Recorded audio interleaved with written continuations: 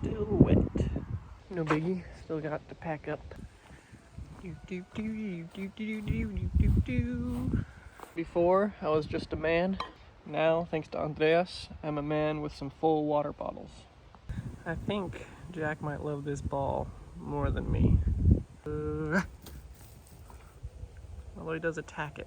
He doesn't attack me, so maybe he hates this ball. In the last 9.5 hours, my clothes haven't dried, but I bet you they will in the next half hour. Which is as long as I'm willing to wait. A little bit of bad news. There's forecast, at least a percentage probability of some, from 10 a.m., which is in half an hour, till 4 p.m. There are about 67 miles between me and the border with the Netherlands. It should only take me 4 days. But with there being that distance still, I really don't want to just sit out the rain today, so we'll try to make some headway, and we'll duck into shelters as need be, hopefully. And I am always keeping my eyes peeled for new umbrellas. Hopefully ones that are much larger and much more durable. That is the back of my dog's head. Oh, this is our property now. There goes home. He didn't have any gold in his house, so it's okay if I show you what his house looks like.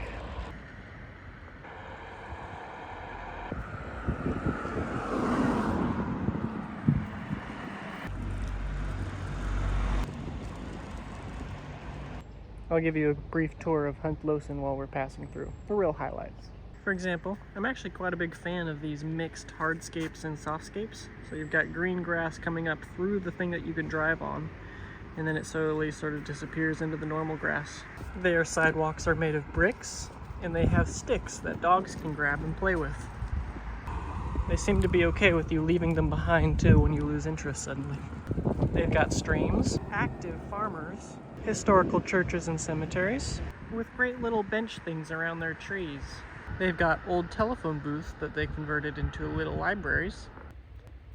And there are these mounds. This is not exclusive to Hunt Losen, but if you know what these are, let me know, because I see them everywhere. I don't really see an obvious sign of what's creating them. There's a better view of the old church. They do appear to have a small issue with crime, at least. Although that one had the date tagged on it, so maybe it was intentional. Like a mural that looks like graffiti. They have vending machines full of snacks and drinks, as well as ones full of other things. I was about to say full of death, because I see those constantly as cigarette vending machines, until I got closer and realized that that is not what that one sold. If you want to know what it sold, you can go back, freeze it, and try to zoom in or something. They have a music festival that looks like we're gonna miss. And then they have this cool thing, which I think tells you the local stores and attractions in the town. I honestly can't tell you that I can recall seeing one of those before. They have a decently sized grocery store, hopefully one that contains crispy M&Ms, which are actually my favorite kind of M&Ms. They just don't sell them in the US anymore. Bread. Cheesy bread, no less. Success. What a good dog I have. Continuing our tour, it looks like they have a thrift store that could use a little cleaning. They have a healthy sized residential section. Might be much of the rest of the town, honestly. They have this mystery billboard. I don't think it's an intentional mystery, but all billboards here are mysteries for me because they're written in German. I could translate them, but they're billboards. I don't really need to go out of my way to translate an advertisement for something.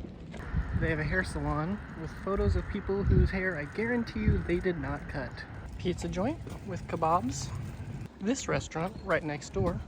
A bus station with an informational map right next to it. And as you leave town, it looks like you've got an industrial / farm supply store, perhaps, after you cross the train tracks and sort of enter the outskirts. They have a gated path that just makes me want to know where it goes. And just a smattering of homes. All in all, I hope you've enjoyed the tour of a just nice, small German town that you probably would never have seen otherwise. Probably, not guaranteed. Star Wars memes transcend cultures. 10:42, 1.73 miles in.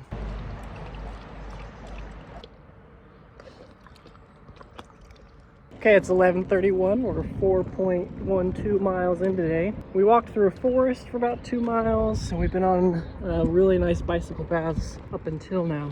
We are leaving the larger roads in favor of this really small country lane, but it does look like it's paved, tiny, so there cannot be much traffic on it.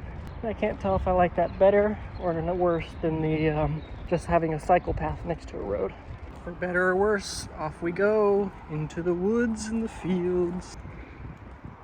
I'm about to show you something that I think is really cool. Watch. Country road, country road, country road. Nothing really going on. And then randomly in the corner, there's this something called a Bergplatz. It's not near anything, but you have a very nice picnic setup, complete with trash can and candle, maybe. That's very nice. It's maintained, it's got wood chips, it's not overgrown, the grass is cut. It's just nice. It is, however, starting to rain. We found a building with a porch. The rain is very light. I just don't know if it's going to become not that way or not. We switched to this underpass that we'd passed very recently. Alrighty, it is now 12:21. Let's see how much longer this sun will treat us to its presence. Fields, forests, dog. 12:51, 5.98 miles. We have lost our asphalt for a while now. We're walking on a sandy mixture. Jack seems to enjoy it. He does a lot of sprinting up and down because he just seems to like the softness. I'd say it's only 20% harder to walk, so it's pretty compact sand.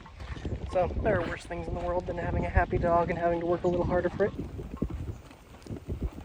Random tangent. But I like these little random brick walls that people make.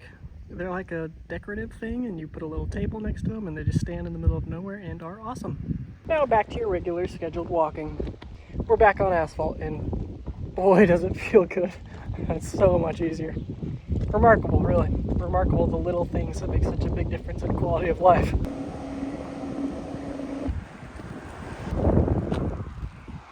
Got on a bicycle path back, baby! It is very sunny, but also very rainy. Good thing we decided to take a break. It's been raining for much of the last half hour. A lot.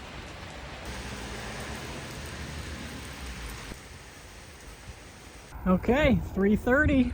Back on the go. The sun's out again. See how long it lasts this time. Oh, that looks promising. We got blue skies, but I found blue skies can disappear quite quickly. My word, isn't that beautiful?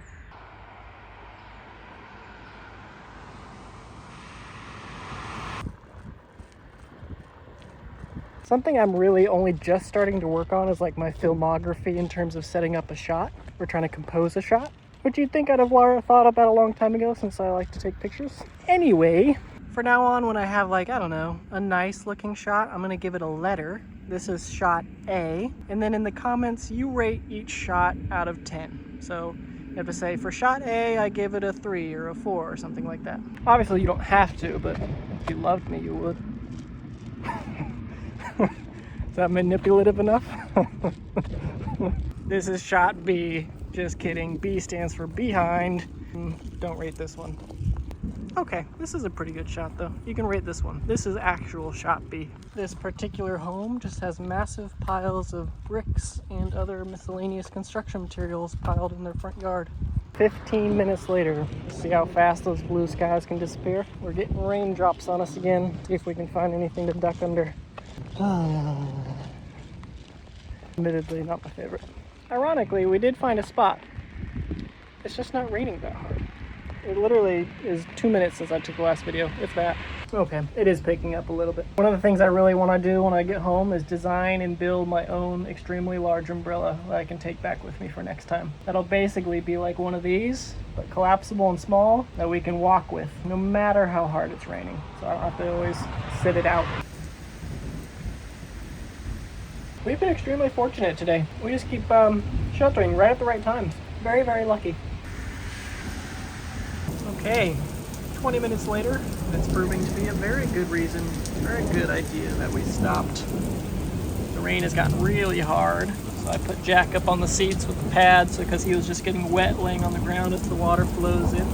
Now there's rain and lightning and thunder. Jack has never really found thunder to be too scary, which is nice. So I'll have to just be feeling sad for him. Isn't that right? You're a brave boy. You're very brave.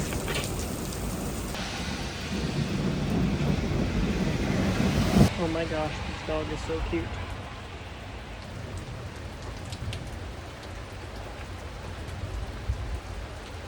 All right, there goes an hour and a half, 5:43, still less than 12 miles in. Also, still no guarantee that it won't pick up again soon, which could be fun. There is a town coming up in about a mile. I think we'll be on the outskirts of it. Not really sure what's there, mostly focused on getting there. One way that I think having one wheel in front instead of the two small wheels would be better is that it would stay on track easy, so I could push with my belly, film with one hand, hold the umbrella with the other hand much easier than I can right now. Noticed all the struggles. This model does come with a single wheel that you can put on the front to make it a more efficient jogging stroller. However, there would be some pretty serious cons to that strategy. Primarily, it would make it longer. So you remember all those elevators I could barely fit in? Would not fit in there with this or with that. Another thing about making it longer, it'd be just more obnoxious to maneuver in small spaces, like when I take this into grocery stores, which I always do. And more stuff that I can't think about right now, because I'm sure there are more. But it's raining, and I'm out of breath. And we're trying to get to Garrel, like barrel, but with a G.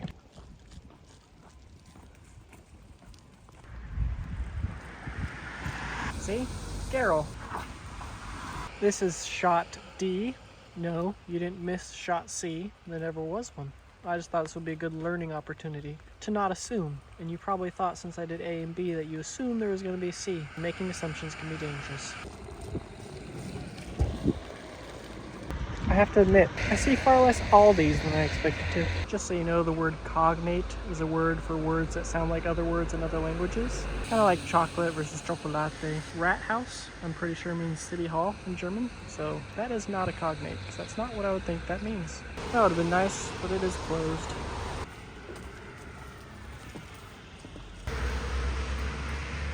Interesting. Wow, that turned into a pond. Wouldn't be opposed to grabbing a bite to eat, but all the restaurants I've seen so far are either like upscale, like a waiter comes to your table and takes your order. I don't like making Jack just sit outside for a process that takes that long. And then I've got the cart. I'd have to leave that outside, and a lot of times you're seated at a table where you can't see the cart. I need a place where I can like just order my food, pick where I sit, that kind of stuff. The only other things I'm seeing in this town are those kebab places, and I dislike those places very much. So much that I'd rather just eat an apple. I'm just so done with them. We're headed right into just some farms. Great for views, terrible for getting food. The relief is so strong. I found a spot. And it's not in town, so it's not crowded, so I can leave Jack right out here out the window where I can see him, and it'll be nice. And they speak no English, and it should be fun. We are departing. Forgive my hat turned on backwards. I was just inside and I was tired of looking at the brim. I'll flip it around in a second. I'm not that kind of guy. The last 2 nights, for some reason, I just haven't slept long, like a dummy.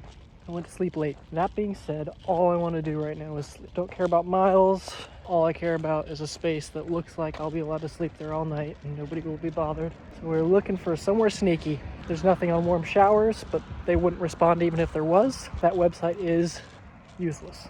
So stealth camping it is. Now we just got to find a spot. Are you tired? You tired? Google recommends I take this road instead of the road we were on to get to Amsterdam. Which is a bummer, because if I had kept going that way, there's a little village named America, spelled with a K. Would have been nice to have gone back home for a little while.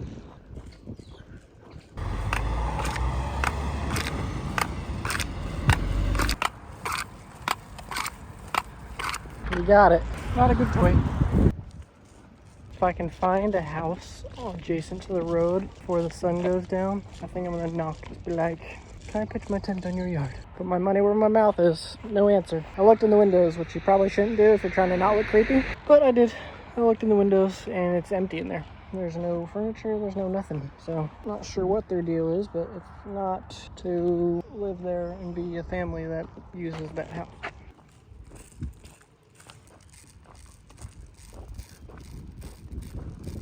This is shot E. What would you rate it? 1 out of 10, besides the sound of my squeaky wheel. Well, I failed to find a house with people in it that granted us permission. 3-step process. Found some woods. If this were Sweden, my job would be done, because you could sleep in woods in Sweden. Because this is Germany, I'm sleuthing around to see if there's a place in these woods that would be extremely hard to see anybody passing. If anybody was passing by, it'd be extremely hard to see into this place. That's what we're looking for. Fortunately, these woods are pretty open. I'm fairly intrigued by the spot I'm standing in. It's on the edge of the fields. There is a road right there. That's probably my biggest concern. But right here, my tent only comes up about yay high. And these bushes are about that tall. Kind of all the way around. The road continues on the way over here. I think these bushes would help me blend in. It's looking like my best option. The edge of the fields would probably be where I would have gone, beyond the fence or beyond the tree line, because there's another sort of row of plant life. But it's extremely wet, just sodden. It's not exactly standing water, but it's the most saturated possible version of vegetation you can imagine. And that doesn't sound fun. Keep scouting for a few more minutes, but see how this vegetation is here on the edges, not in the middle? Vegetation is, I think, what would be the best thing at hiding me. The road, that would be the most likely candidate to see me. The whole time we've been traveling up and down it or in this forest, I've only seen one bicyclist go by. And that was shortly after we turned onto the road. It's not like it's terribly high traffic. And I've had a lot of Germans. Everybody I talk to that's German, like on the streets, when they ask me about my sleeping plan, they're like, oh, just go in the woods, you know. Nobody's gonna cause a fuss.